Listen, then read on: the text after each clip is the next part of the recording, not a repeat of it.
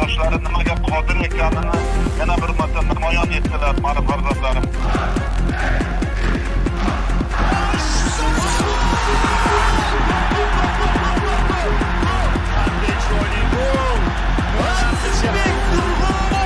Jarima maydonchasi ichida Eldor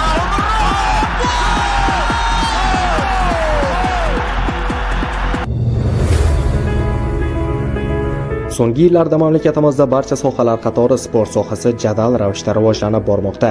Xususan, millionlar o'yini hisoblanmish futbolga davlatimiz rahbari Shavkat Miromonovich Mirziyoyev tomonidan davlat siyosati darajasida e'tibor qaratilmoqda.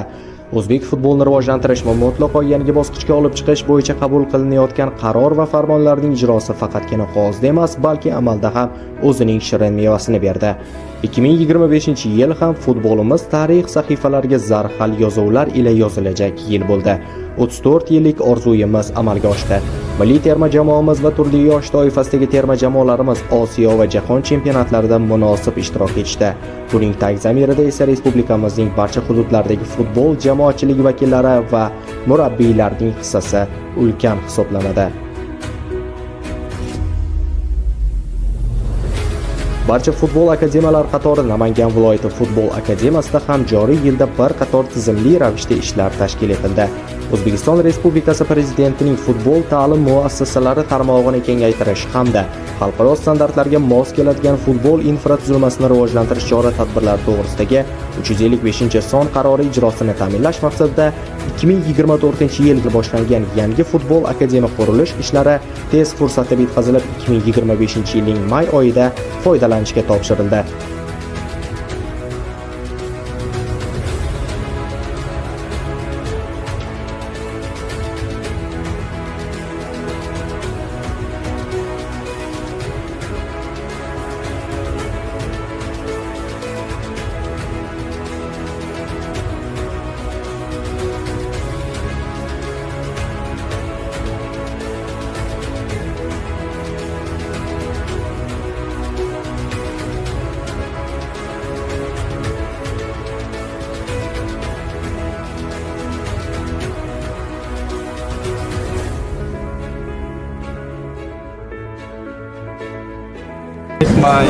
My Uzbekistan, my life and my life will be beautiful.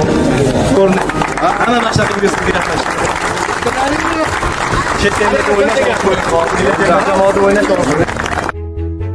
Akademiyaning asosiy bino qismida tarbiyalanuvchilar uchun 154 o'rinli yotoqxona, 100 o'rinli oshxona, 7 ta sinfxona, murabbiylar va ishchi xodimlar uchun xonalar mavjud.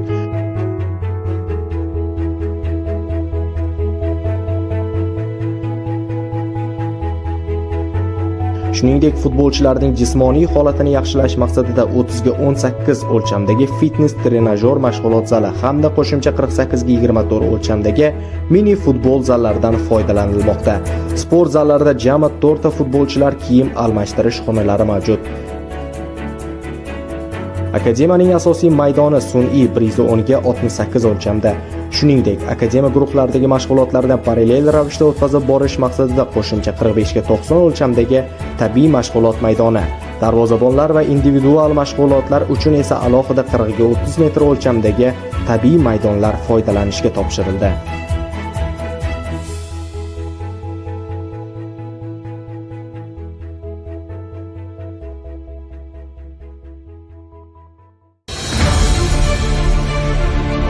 Bugungi kunga kelib zamonaviy futbolda murabbiylik sohasi kun sayin rivojlanib bormoqda.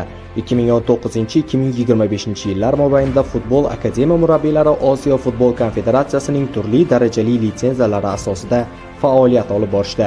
2019-yil 21 nafar murabbiy faoliyat olib bordi. 16 nafar murabbiy OFKning B litsenziyasi asosida, 5 nafar murabbiy esa C litsenziyasi asosida faoliyat olib borgan. 2020-yil 17 nafar murabbiy B litsenziyasi asosida, 4 nafar murabbiy C litsenziyasi asosida faoliyat olib bordi.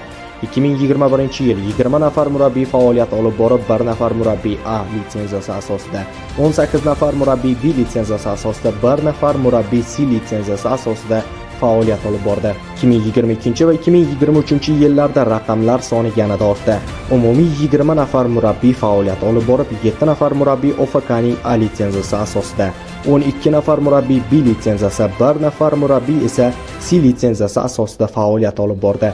2024-yilga kelib 10 nafar murabbiy OFKning A litsenziyasi asosida, 8 nafar murabbiy B, 2 nafar murabbiy esa C litsenziyasi asosida faoliyat olib bordi.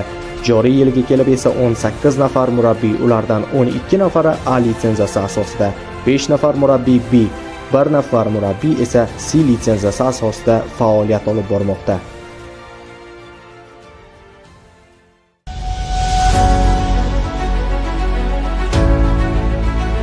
(2018-2025) o'quv yillari mobaynida futbol akademiyani jami 146 nafar tarbiyalanuvchi tamomladi. 69 nafar tarbiyalanuvchilar professional futbol klublari bilan shartnoma imzolagan. 37 nafar tarbiyalanuvchilar oliy ta'lim muassasalarida tahsil oldi. 17 nafar tarbiyalanuvchi oliy ta'lim muassasalari bilan bir qatorda professional futbol klublarida ham faoliyat olib bordi. 23 nafar tarbiyalanuvchi esa murabbiylik va boshqa sohalarda faoliyat olib bordi.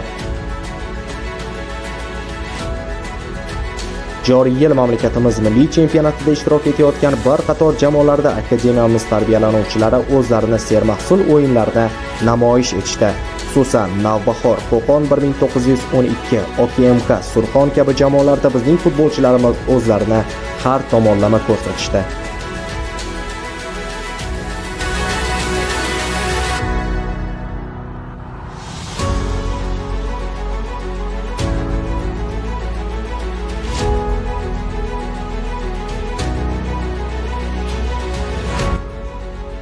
Nafaqat futbol klublaridagi, balki turli yosh toifasidagi terma jamoalar tarkibida ham bir qator tarbiyalanuvchilarimiz o'quv yig'in mashg'ulotlari hamda xalqaro turnirlarda ishtirok etishdi.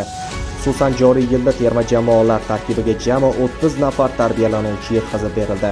May oyida poytaxtimiz Toshkent shahrida Markaziy Osiyo davlatlari terma jamoalari o'rtasida o'tkazilgan KAFA U16 Championship turnirida Karimjon Bozorov va Zarif Abdullajonov murabbiyligidagi 2009-yillar jamoasi futbolchisi Sog'inch Marupov ishtirok etib musobaqada faxrli 2-o'rinni qo'lga kiritdi.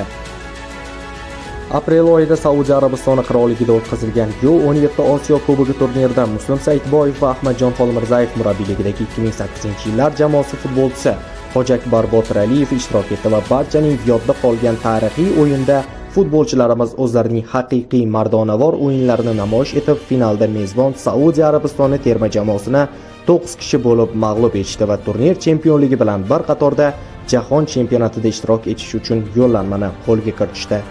O'ynash kerak futbolni. Ha, do'stlar! 10 kishi, 9 kishi farqi yo'q, hujumga boramiz. Gol uramiz. Yotmaymiz. do'stlar, bu Hasanovni butun dunyo ko'ryapti. Mana Hasanov. Hamma his etyapti. Butun O'zbekiston his etyapti buni.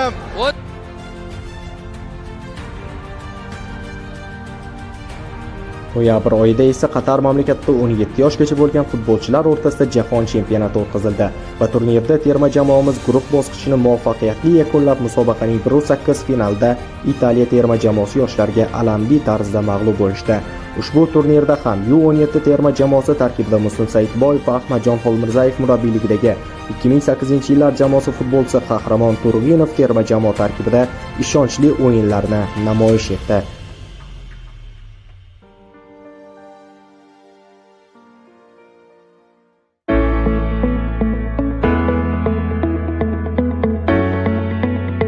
Har yili Namangan viloyati futbol akademiyasiga iqtidorli tarbiyalanuvchilarni qabul qilish bo'yicha seleksiya ishlari va imtihon jarayonlari o'tkaziladi.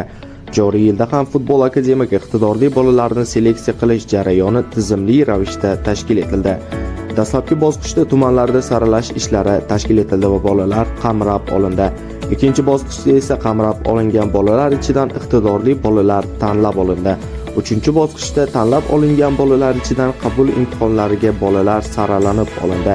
Yakuniy bosqichda esa imtihon tashkil etildi va qabul imtihonlaridan muvaffaqiyatli o'tgan bolalar futbol akademiya tarbiyalanuvchilari safiga qabul qilindi. Joriy yilda tumanlarda o'tkazilgan seleksiya ishlari natijasida jami 2029 nafar bolalar qamrab olindi.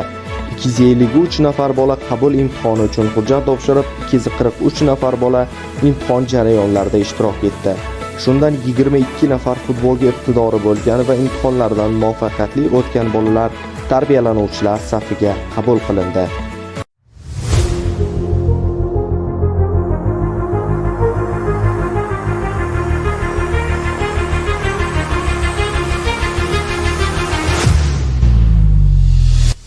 Joriy yilda ham birinchi ligada ishtirok etayotgan Namangan FA jamoasi mavsumni muvaffaqiyatli ravishda yakunladi. O'tgan yildan sezilarli ravishda ishonchli o'yinlar namoyish etildi. Sharq mintaqasida ishtirok etgan jamoamiz mavsum davomida 18 ta o'yin o'tkazib, 31 ochko jamg'ardi hamda saralash bosqichiga yo'l oldi. Afsuski, saralash bosqichida Buxoro davlat universiteti jamoasiga teng kurashlar ostida kechgan bahsda imkoniyat boy berildi.